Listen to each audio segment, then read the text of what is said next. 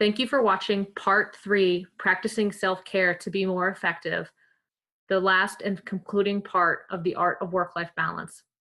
Our next goal for tonight to talk about the practicing self-care to be more effective. And in order to practice self-care to be more effective, we need to prioritize ourselves. This whole idea of putting your own oxygen mask on first before putting it on someone else. Redefining self-care, understanding that self-care is not selfish. And lastly, not allowing self-care to become another thing we have to do, another stressor. Mm-hmm. And you know, the reality is that in terms of self-care, if you don't take care of yourself well, you're not alone. Most people in our culture don't take care of themselves well.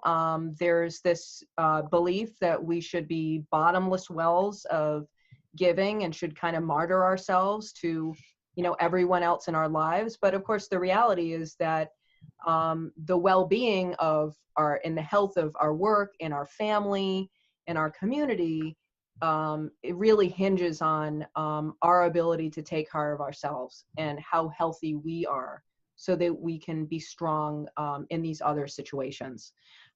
So Lisa, maybe you could talk a little bit about self-care, what self-care means to you, what it looks like, and the things that fuel your tank. You already talked about the support group that you're a part of, but maybe some other things as well.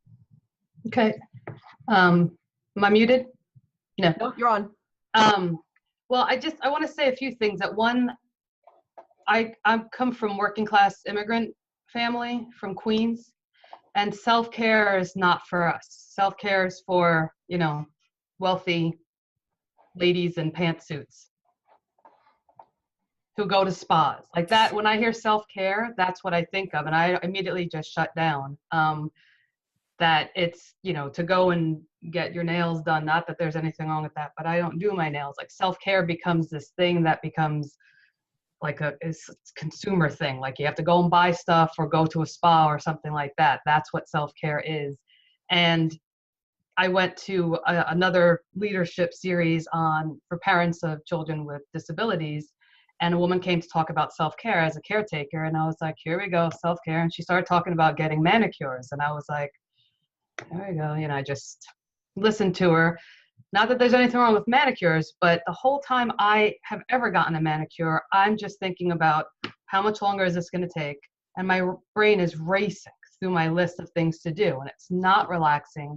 It's not self-care at all. On paper, it looks like self-care, but it's not at all, because I'm like, all right, as soon as my nails are dry, I'll go to the bank, and then I hit the supermarket, and then I'll go, and it's just boom, boom, boom, all this stuff, my list of things to do. And that's not self-care at all. And as a woman was talking about manicures, she said the same thing I was thinking, that she hates getting manicures because it takes too long and she has things to do. And that's not self-care at all.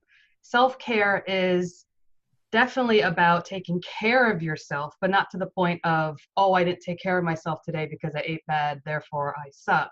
But taking care of yourself for those of us who are carrying and juggling so much stuff, usually our brains are constantly going and racing and thinking about everything we have to do and what's next. And so to me, self-care is taking a break from that.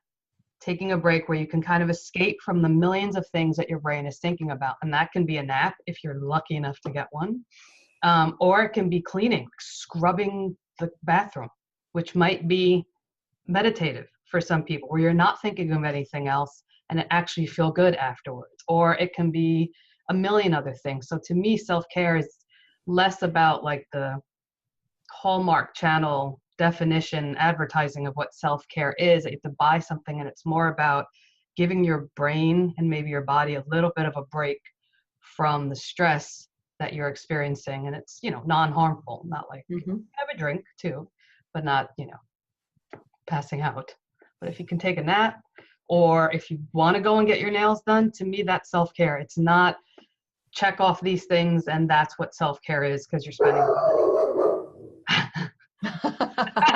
With that, let's open it up for questions. I know that we're it's 7:45. I want to make sure that folks have plenty of time for questions. So what questions do we have, Karen? Yep, so we have several questions in the chat box. You can feel free to add a few more questions if others have some that come up.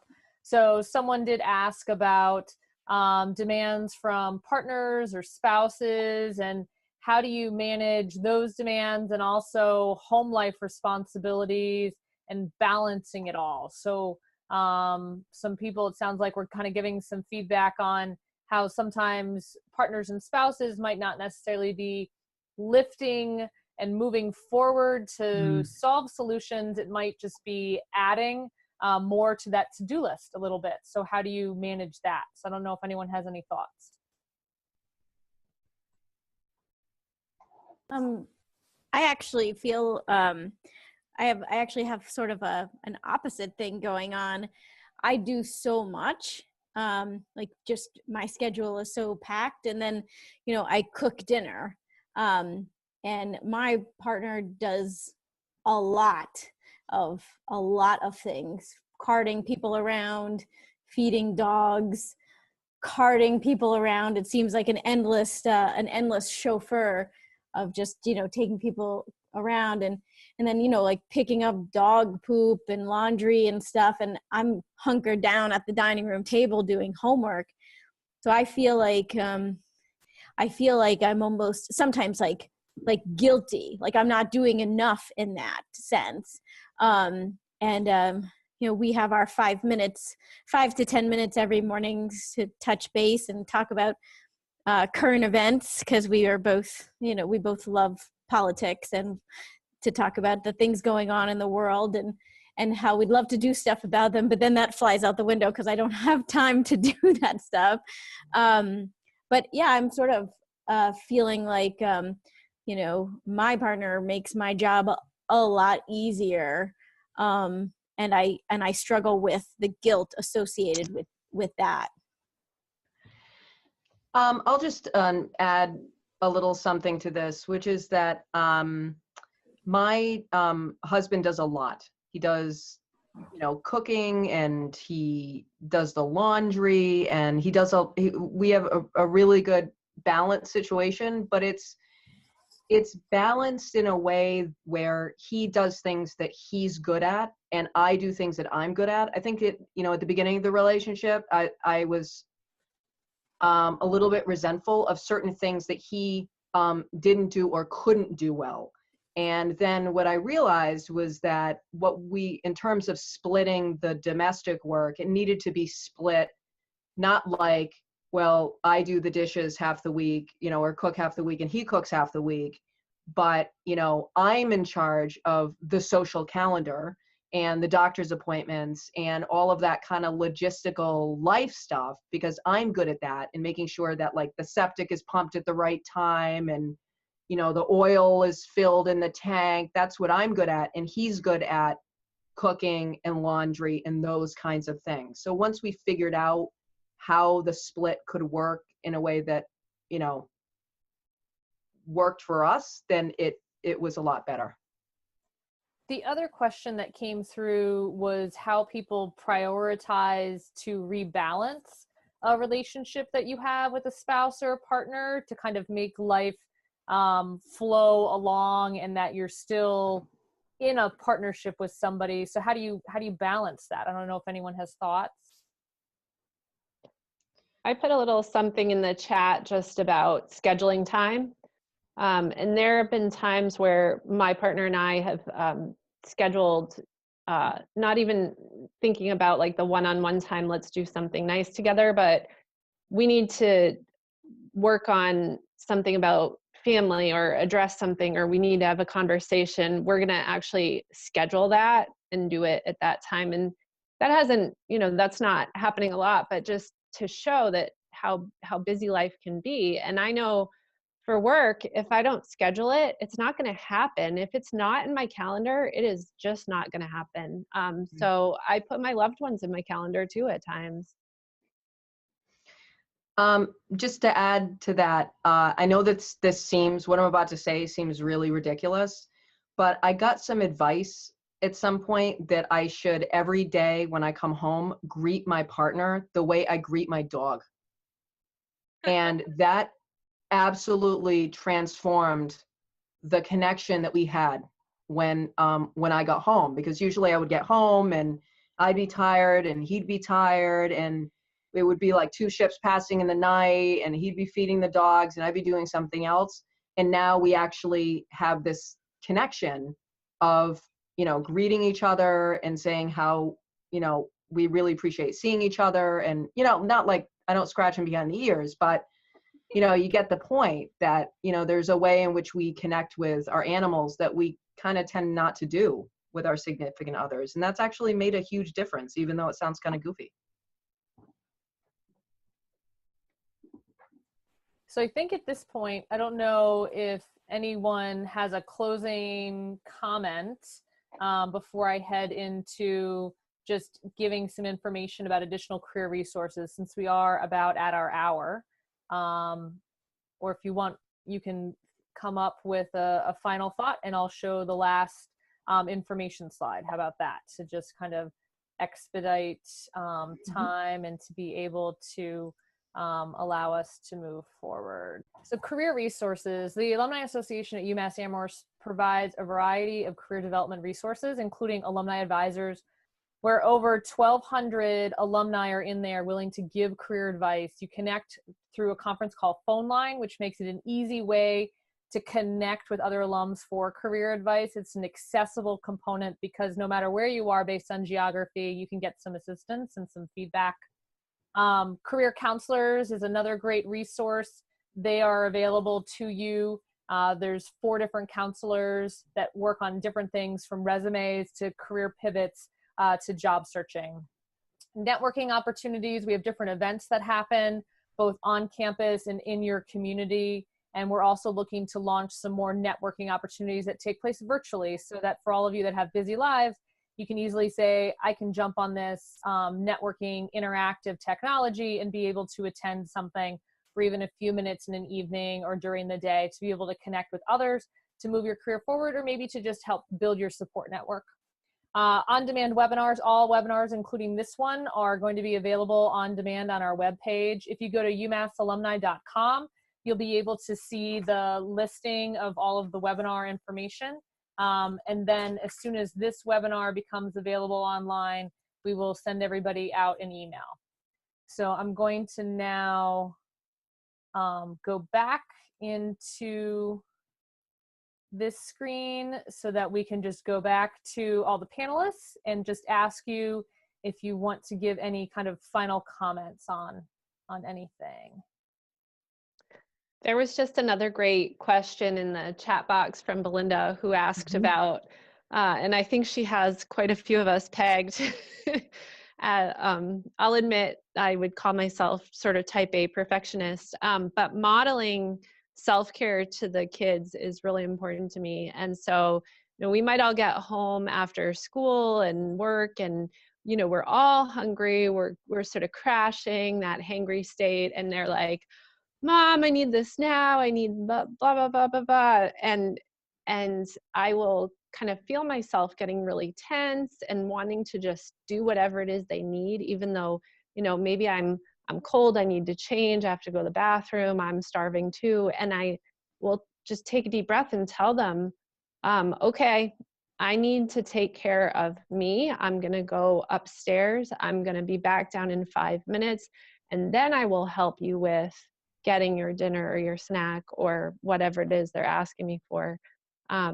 So I just wanted to point out that question, because I think it's so important to show them and involve them. Sometimes I run, and so I'll invite them, like, let's do a road race, or let's go for a little run in the neighborhood.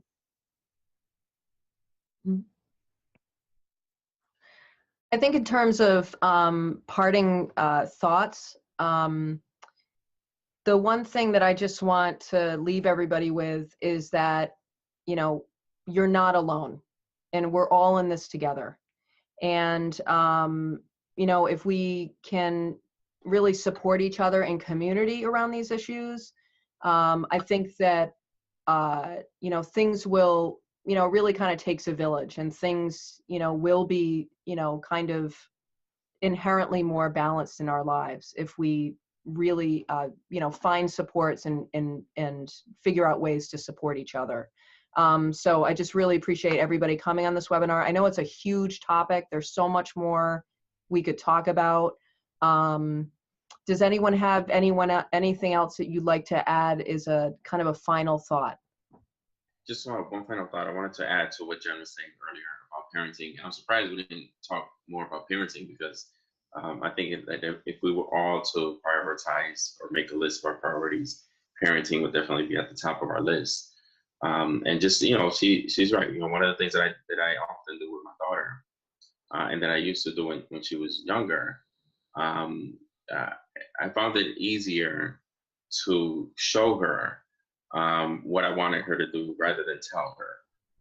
And it just goes back to, you know, the fact that children are not very good at listening to their parents, but they sure are good at emulating what they see from their parents. And so, just to give you an example, whenever it was time for her to do her homework, I would sit down and do my homework. I wouldn't ask her to do hers. I would just sit down at the kitchen table and do my homework, and then she would follow with her homework and start her homework. And I still do that today. Whenever I want her to read, I would go in the guest room and I would start reading a book, and then she'll follow me into the guest room with her book, lay down next to me, and we'll read together. Mm-hmm. So, you know, it's important to try to involve the children into what you're trying to do. I run with her all the time. I'm a runner, and so it helps her with her basketball, and getting into basketball shape. So yeah, take advantage of every opportunity that you get to involve the children into what task is in front of you. I want to thank everybody for their time today and for welcoming all of you and us to connect this way through this technology. Hopefully you've got some positive information from this. If anything, I think learning other people's resources, tips, and management styles and strategies for navigating life and work and family and commitments, I think has been really positive to hear. So thank you everybody, to all of the panelists for sharing today. Thank you to all of the attendees for making time for us. Like I said, we'll be sending out an email shortly with information as we get the video posted.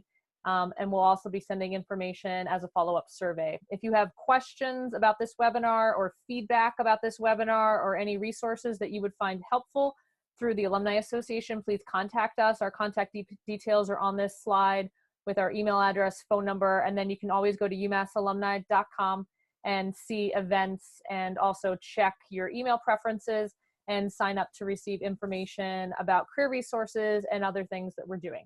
Thank you so much, everybody, for your time this evening. Go UMass, and have a great night. Thank you. Good night, everybody. Thank you. Good night.